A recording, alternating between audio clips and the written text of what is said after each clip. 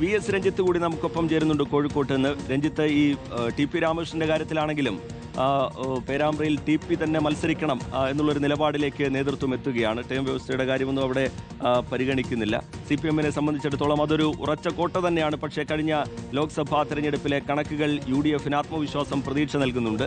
അവിടെ TP തന്നെ വേണം എന്നുള്ള നിർദ്ദേശത്തിന് സംസ്ഥാന നേതൃത്വത്തിന്റെ ഭാഗത്തുനിന്നും അംഗീകാരമുണ്ടാവുകയാണ്. അതിനെങ്ങനെ കാണണം VS രഞ്ജിത്ത്? റിജിത്ത്, പേരാമ്പ്രയിലെ പ്രധാനപ്പെട്ട ഒരു പ്രത്യേക സാഹചര്യം കൂടി പരിഗണിച്ചുകൊണ്ടാണ് പേരാമ്പ്രയിൽ TP രാമകൃഷ്ണൻ തുടരട്ടെ എന്ന് തീരുമാനിക്കുന്നത്. അതിന് രണ്ട് കാരണങ്ങളാണ്. ഒന്ന്, പേരാമ്പ്രയിൽ ഇത്തവണ UDF ഉണ്ടാക്കിയിട്ടുള്ള മുന്നേറ്റമാണ്. അതിലേറ്റവും പ്രധാനപ്പെട്ട സാഹചര്യം എന്ന് പറയുന്നത് തദ്ദേശ സ്വയംഭരണ തെരഞ്ഞെടുപ്പിൽ അവിടുത്തെ തദ്ദേശ സ്ഥാപനത്തിൽ ഉണ്ടാക്കിയിട്ടുള്ള മുന്നേറ്റം. തദ്ദേശ സ്ഥാപനങ്ങളിൽ, പേരാമ്പ്ര മണ്ഡലത്തിൽ ഉൾപ്പെട്ട തദ്ദേശ സ്ഥാപനങ്ങളിൽ UDF ഉണ്ടാക്കിയിട്ടുള്ള മുന്നേറ്റം അത് LDF-ന് വലിയ ആശങ്ക ഉണ്ടാക്കുന്നതാണ്. ഇത്ര കാലവും LDF-നൊപ്പം നിന്നൊരു മണ്ഡലമാണെങ്കിൽ കൂടി അവിടെ UDF അനുകൂലമായ ഒരു സാഹചര്യമുണ്ട് എന്ന് LDF-ഉം മനസ്സിലാക്കുന്നുണ്ട്. അതുകൊണ്ട് തന്നെയാണ് ആ മണ്ഡലത്തിൽ സുപരിചിതനായിട്ടുള്ള TP രാമകൃഷ്ണനെ തന്നെ അവിടെ വീണ്ടും ടേം വ്യവസ്ഥയിൽ ഇളവ് നൽകി മത്സരിപ്പിക്കാൻ വേണ്ടി തയ്യാറാവുന്നത്. TP രാമകൃഷ്ണൻ അല്ലെങ്കിൽ അവിടെ മറ്റൊരു പേര് നിർദ്ദേശിക്കാൻ പറയുമ്പോൾ സ്വാഭാവികമായിട്ടും ആ പേരുകളിൽ തർക്കമുണ്ട്, ആ പേരുകളിൽ ആശങ്കയുണ്ട് എന്നുള്ളത് കൊണ്ടാണ് മറ്റു പേരുകളിലേക്ക് പോകേണ്ടതില്ല, തൽക്കാലം TP രാമകൃഷ്ണൻ തുടരട്ടെ എന്ന് CPM തീരുമാനിക്കാനുള്ള പ്രധാനപ്പെട്ട കാരണം. രണ്ട്, അവിടെ വടകര MP ആയി ഷാഫി പറമ്പിൽ വന്നതിനു ശേഷം ഷാഫി പറമ്പിൽ അവിടെ ഉണ്ടാക്കിയിട്ടുള്ളൊരു സ്വാധീനം, അതിനുശേഷം ഷാഫി പറമ്പിൽ ആ ഭാഗത്ത് നമുക്കറിയാം അവിടെ ഷാഫിക്ക് പരിക്കേൽക്കുന്നതൊക്കെ, ഷാഫിയുടെ മൂക്കിന് പരിക്കേറ്റു എന്ന് പറയുന്നതും അവിടെ വലിയ പ്രതിഷേധം ഉണ്ടായതുമൊക്കെ ഈ പേരാമ്പ്ര കേന്ദ്രീകരിച്ചുകൊണ്ടായിരുന്നു. ആ പേരാമ്പ്രയിൽ വീണ്ടും ഒരു അഭിമാന പോരാട്ടം UDF നടത്തും എന്ന് LDF-ന് അറിയാം. അതുകൊണ്ട് തന്നെ ഒരു ഇളവ് കൊടുക്കാൻ അല്ലെങ്കിൽ ഏതെങ്കിലും തരത്തിലൊരു റിസ്ക് എടുക്കാൻ CPM തയ്യാറല്ല എന്നതുകൊണ്ടുകൂടിയാണ് പേരാമ്പ്രയിൽ TP രാമകൃഷ്ണൻ തുടരട്ടെ എന്ന് തീരുമാനിക്കുന്ന. അവിടെ SK സതീഷ് ഉൾപ്പെടെ യുവ നേതാക്കന്മാരുടെ പേരുണ്ടായിരുന്നു. ആ പേരുകളൊക്കെ തന്നെ വരുമ്പോഴും UDF ഉയർത്തുന്ന വെല്ലുവിളിയെ നേരിടാൻ അത് മതിയാകുമോ എന്ന സംശയം CPM-നും LDF-നും നിലനിൽക്കുന്ന സാഹചര്യത്തിലാണ് അവിടെ TP രാമകൃഷ്ണൻ തുടരുന്നത്. നിലവിൽ ആ മണ്ഡലം ലീഗിന്റെ കൈവശമാണ്.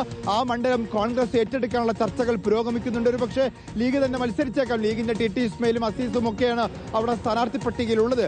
അവരാണെങ്കിൽ പോലും ആ തെരഞ്ഞെടുപ്പ് നയിക്കാൻ പോകുന്നത് ഷാഫി പറമ്പിലായിരിക്കും. ഷാഫി പറമ്പിൽ ഒരു അഭിമാന പോരാട്ടമായി അതിനെടുക്കും.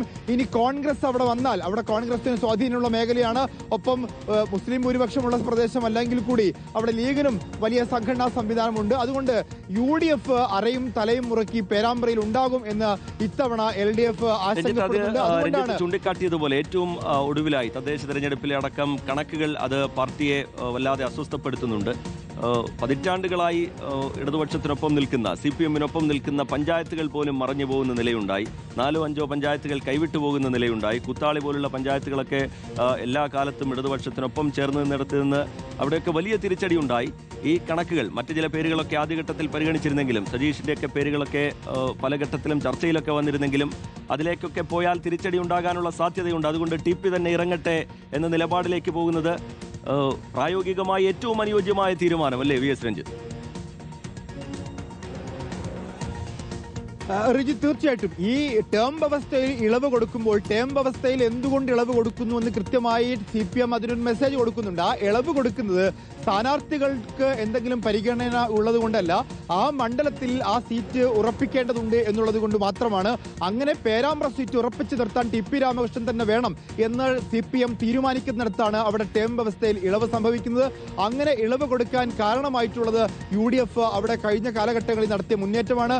UDF-നെ സംബന്ധിച്ച് കഴിഞ്ഞ തവണയൊക്കെ ലീഗ് ആ സീറ്റ് ഒരു പേയ്മെന്റ് സീറ്റിന്റെ ആരോപണം പോലും ഉന്നയിക്കത്തക്ക രീതിയിൽ പാർട്ടിക്കാരനല്ലാത്ത ഒരാൾക്ക് കൊടുത്തൊക്കെ വലിയ ചർച്ചയായി. എന്ന് പറഞ്ഞാൽ UDF ആ സീറ്റ് വലിയ ഗൗരവത്തിൽ നേരത്തെ കണ്ടിരുന്നില്ല. ഇതിനു മുമ്പ് കേരള കോൺഗ്രസിനൊക്കെ ആ സീറ്റ് കൊടുത്തിരുന്നു. കേരള കോൺഗ്രസിന്റെ ഏതോ ഒരു നേതാവ് എപ്പോഴെങ്കിലും അവിടെ വന്ന് മത്സരിച്ചു പോകുന്ന ഒരു സാഹചര്യമൊക്കെ പേരാമ്പ്രയിൽ ഉണ്ടായി. പേരാമ്പ്രയെ UDF ഗൗരവമായി നേരത്തെ കണ്ടിരുന്നില്ല. അതുകൊണ്ടായിരിക്കാം LDF അവിടെ ജയിച്ചു കയറിയിട്ടുണ്ടായിരുന്നു. ഇത്തവണ പേരാമ്പ്ര വളരെ ഗൗരവത്തിൽ UDF കാണുന്നുണ്ട്. പിടിച്ചെടുക്കാൻ പറ്റുന്ന, കോഴിക്കോടാണ് UDF-നെ സംബന്ധിച്ച് ഏറ്റവും കൂടുതൽ സീറ്റുകൾ പിടിച്ചെടുക്കാൻ അവർ ആഗ്രഹിക്കുന്ന, അവർക്ക് സാധിക്കുന്ന സ്ഥലം. അവർക്കിപ്പോൾ 2 സീറ്റുകൾ മാത്രമേ ഉള്ളൂ. കോൺഗ്രസിന് ഒറ്റ സീറ്റ് പോലും ഇല്ലാത്ത സാഹചര്യമുണ്ട്. അതുകൊണ്ട് ഏറ്റവും കൂടുതൽ സീറ്റുകൾ പിടിച്ചെടുക്കാൻ വേണ്ടി UDF ആഗ്രഹിക്കുന്ന ഒരു ജില്ല എന്ന അർത്ഥത്തിൽ പേരാമ്പ്രയും അവർ എണ്ണുന്നുണ്ട്. അങ്ങനെ പേരാമ്പ്ര UDF-ന്റെ കണക്കിൽ എണ്ണപ്പെടുമ്പോൾ ആ സീറ്റ് നിലനിർത്താൻ ഒരു അഭിമാന പോരാട്ടമായി LDF കണക്കാക്കുന്നു. അങ്ങനെ എതിരാളികളെ അവരെ വില കുറച്ചു കാണാൻ CPM ആഗ്രഹിക്കുന്നില്ല എന്നുള്ളത് കൊണ്ട് തന്നെയാണ് അവിടെ ടി പി രാമകൃഷ്ണന് വീണ്ടും അവസരം ലഭിക്കുന്നത്. ശരി, വി എസ് രഞ്ജിത്ത് വിശദാംശങ്ങൾ പങ്കുവയ്ക്കുകയായിരുന്നു. കോഴിക്കോട്ട് നിന്ന് അർജുൻ കല്യാട്, കണ്ണൂരിൽ നിന്നും റയീസ് ഋഷി തിരുവനന്തപുരത്തു നിന്നും വിശദാംശങ്ങൾ പങ്കുവയ്ക്കുകയായിരുന്നു. വളരെ പ്രധാനപ്പെട്ട സ്ഥാനാർത്ഥികളുടെ കാര്യത്തിൽ സുപ്രധാനമായ തീരുമാനങ്ങൾ CPIM സംസ്ഥാന സെക്രട്ടേറിയറ്റിൽ ഉണ്ടാകുന്നു. കെ ശൈലജ പേരാവൂരിൽ തന്നെ സ്ഥാനാർത്ഥിയാകും. ജില്ലാ സെക്രട്ടേറിയറ്റിന്റെ നിർദ്ദേശം അത് സംസ്ഥാന സെക്രട്ടേറിയറ്റ് അംഗീകരിച്ചിരിക്കുന്നു. TP രാമകൃഷ്ണൻ പേരാമ്പ്രയിൽ വീണ്ടും കളത്തിലിറങ്ങാൻ പോകുന്നു. ടേം വ്യവസ്ഥയിൽ അടക്കം ഇളവ് നൽകിക്കൊണ്ട് അങ്ങനെ ഒരു തീരുമാനത്തിലേക്ക് നേതൃത്വം എത്തുകയാണ്. തളിപ്പറമ്പിന്റെ കാര്യത്തിലാണെങ്കിൽ അവിടെ പ്രാദേശികമായി PK ശ്യാമളയുടെ പേര് തീരുമാനിച്ചതിനെതിരെ വിമർശനങ്ങളൊക്കെ ഉയർന്നിരുന്നെങ്കിലും അതിനെ മുഖവിലക്കെടുക്കേണ്ടതില്ല എന്ന തീരുമാനം സംസ്ഥാന സെക്രട്ടേറിയറ്റിൽ ഉണ്ടാവുകയാണ്.